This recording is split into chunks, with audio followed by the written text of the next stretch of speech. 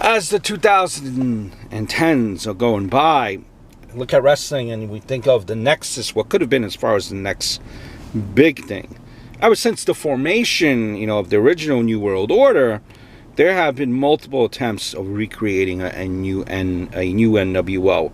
They included repackaging the original version multiple times, but the Nexus is the closest we have come so far.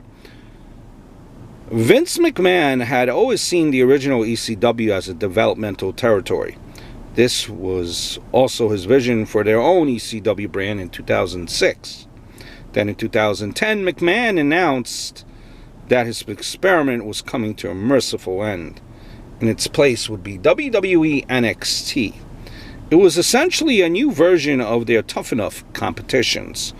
All of the rookies were Florida Championship Wrestling performers who had already had developmental deals. Every so often, fans would vote for who they wanted to stay. The rookie with the fewest votes would be eliminated. The final remaining rookie would be given a WWE contract, added to the main Raw roster, and given a pay-per-view match for the WWE Championship at some point. The series fell flat when the main favorite, Daniel Bryan, was eliminated in the first round. In spite of this, most of the rookies managed to endear themselves to fans. Not something that most other NXT rookies in later seasons could claim. In the end, the competition was won by Wade Barrett, aka Stu Bennett. Barrett's debut would always be one of the most memorable debuts in Raw history. Barrett interrupted a match between John Cena and CM Punk. Then, without warning, the other NXT rookies attacked every WWE employee in sight. They also attacked the ring and surrounding setup too. Only the camera crew and equipment was spared. The rookies now, without Daniel Bryan, would call themselves Nexus. They continued to invade Raw and attack anyone they wanted, including Bret Hart and Mr. McMahon. But then 3 fatal flaws emerged. Some of the Nexus were not ready to be on the main roster, and it showed. Established stars like Cena didn't like the attention the newcomers were getting and wouldn't cooperate during matches. And thirdly, Barrett developed a weird obsession with Cena. The entire stable mainly feuded with Cena until December. He often proved to be a match for them by himself. Their first pay-per-view match was an elimination match at SummerSlam against a team Cena led. Cena would undersell his opponent's offense and finishers and dismantled them, much of them himself. Skip Sheffield was sidelined with an injury, and Nexus blamed it on Darren Young and they removed him. Barrett then forced Cena to join Nexus. While this quest was ongoing, another NXT competition had ended. Third-generation stars Mike McGillicuddy, Curtis Axel, and Husky Harris formed a tag team and tried to earn a spot in Nexus. They even helped Barrett beat Cena in a match where he was forced to join Nexus if he lost. One of Cena's first actions was to beat up Michael Tarver with very cheap chair shots. Barrett accepted this as he planned to remove Tarver anyway. In reality, Tarver needed time off to recover from an injury that he had previously suffered from Cena. After he's saying they didn't make the cut, he added McGillicuddy and Harris. While Barrett focused his attention on Cena and winning the WWE Championship, second in command tried to lead at Nexus in an unsuccessful invasion of SmackDown. Suspecting that Otunga was trying to usurp him, Barrett kept positioning Otunga so that he would be on the receiving end of Cena's violent outbursts. For unknown reasons, Cena chose not to harm Otunga, even defeating Cody Rhodes and Drew McIntyre for the World Tag Team Championships without using Otunga's help.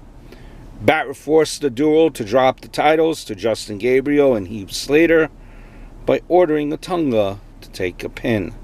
Barrett booked Cena as the referee in a match for the WWE Championship with the promise of firing Cena if Randy Orton retained. But Cena called the match fairly, declaring Orton the winner, and was fired. Then that's when things got ridiculous. Now, no longer employed by WWE, Cena began criminally assaulting the Nexus members. His Mexican cousin, Juan Cena, began competing at untelevised house shows. The masked Juan was a massive mark for his cousin, wearing similar ring attire and merchandise and repeating all of his moves. Cena's attacks inspired the rest of the Raw roster to join in with expelling Nexus. Barrett wound up having to beg Cena to return to WWE and pled with him to have a match at TLC. Cena agreed and crushed Barrett easily. He then put Barrett underneath a board and dropped a load of chairs onto it. Juan was officially released a week later over the incident without a single TV appearance. While, reeling from his loss, Barrett decided to unveil the mysterious secret leader he occasionally referred to. CM Punk rebranded the stable the New Nexus. He also required all remaining members to earn their spot. Barrett was first to be tested. He had to win a cage match. He came close to winning, but then Punk stole his Nexus armband and cost him the match, symbolically and literally kicking him out of Nexus. Otunga, McGillicuddy, and Harris got beaten up by various foes at Punk's orders. Slater refused to hit Gabriel with a kendo stick and quit. Seeing how his friend stood up for him, Gabriel quit too. Then Punk introduced newest member, Mason Ryan. Are you still with me? Punk tried to prove the New Nexus were superior by having them attack Cena. However, Cena would eliminate all of them very quickly during the Royal Rumble. So Punk repeated the mistakes of Barrett, but this time focusing on Orton. Punk was still bitter about a previous occasion where Orton led Rhodes and Ted DiBiase in an attack which forced Punk to drop the World Heavyweight Championship. But Orton proved to be more than a match for an entire stable. Orton's surprise attacks on the entire group saw Harris become incapacitated indefinitely. While this was all happening, Barrett, Gabriel, and Slater, they formed another stable on SmackDown called The Core. Ezekiel Jackson also joined them. Punk and Ryan then all of a sudden stopped associating with New Nexus and went their separate ways.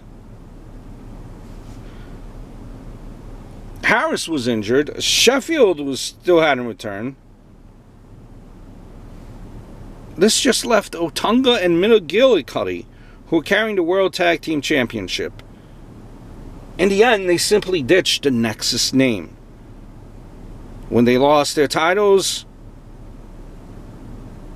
they went their separate ways. Of the original stable, Slater remains in WWE as the only performer.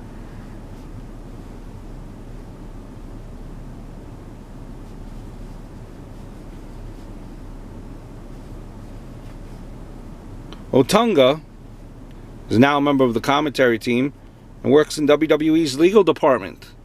McGillicuddy and Harris have been repackaged as their more successful characters. Everyone else who is in Nexus are currently no longer working. What could have been?